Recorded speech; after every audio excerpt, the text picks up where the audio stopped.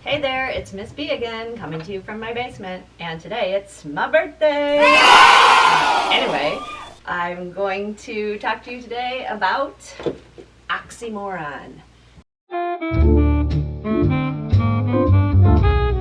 Okay, so there's some great examples in Act 1, Scene 2, so that's what we're going to focus on. And to help us out today, I have my smart dummy, Willie Talk. Hey, boys and girls. Okay. And do you get why that is funny?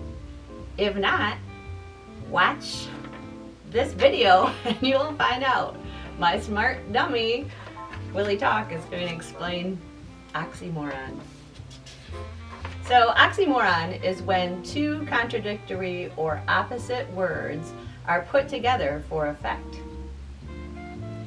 And here are some popular examples. Organized chaos. This would be like my desk in my classroom. You think it's a real mess, but it's actually organized. Hey, kitty. This is Millie. Millie. Mysterious. Another oxymoron would be alone together. New classic. Like, how can it be new and a classic? Bittersweet. Foolish wisdom. Original copy.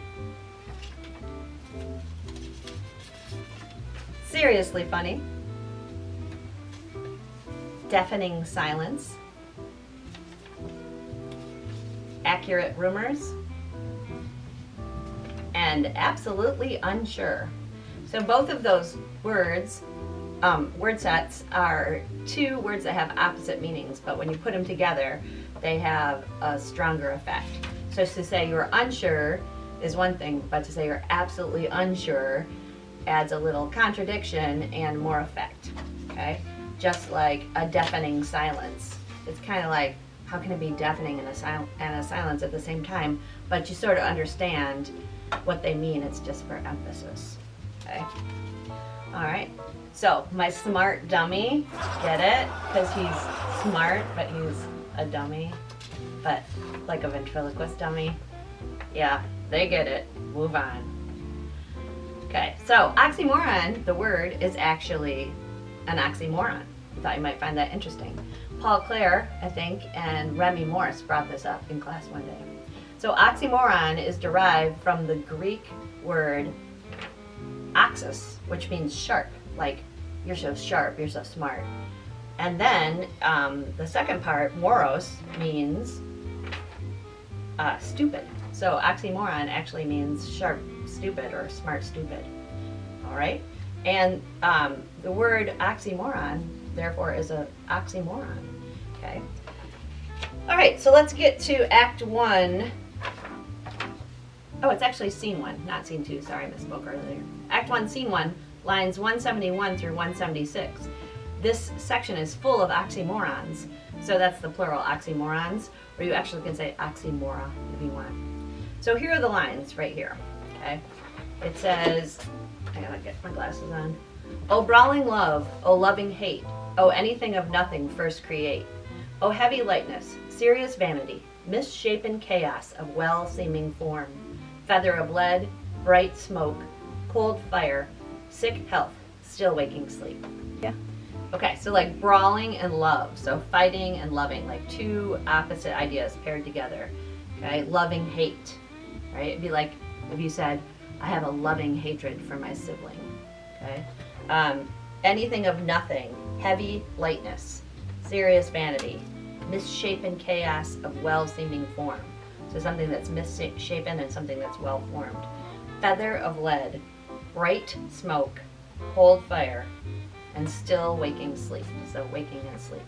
So it's full of oxymorons, and in this scene, Romeo is saying these words to discuss the feud that is going on in each of the families. There's just been a fight, and he's like, oh, you know, we're fighting because of this love we have for our families, but they're feuding with another household. So why does oxymoron work so well when we're talking about love? Why would it work so well when we're talking about love? So think about that for a minute. Okay, so love, if you've ever been in love, it usually can make you happy, right? But there's so many times too that love can make you angry, love can make you sad, and love can make you surprised. So all sorts of different things. So there's this positive side of love, but there's also this negative side of love. So when they're talking about love, in this case love of one's family, it's paired with that opposite idea of this hatred that is for the other family. So they're fighting in the name of love. Okay? So oxymoron is the perfect literary term to talk about that idea. One more oxymoron, tragic comedy. And this makes me think about the fact that Romeo and Juliet is a tragedy. So if you look at Shakespeare's different types of plays, he writes tragedies, comedies, histories, okay? And Romeo and Juliet is a tragedy, although sometimes during some parts you're going to think it's pretty much a comedy because there's some pretty much, can't talk. There are some parts where you kind of have to laugh, like especially at the way Romeo and Juliet fall in love, which you're going to see in the end of Act 1. So, hope you're doing well.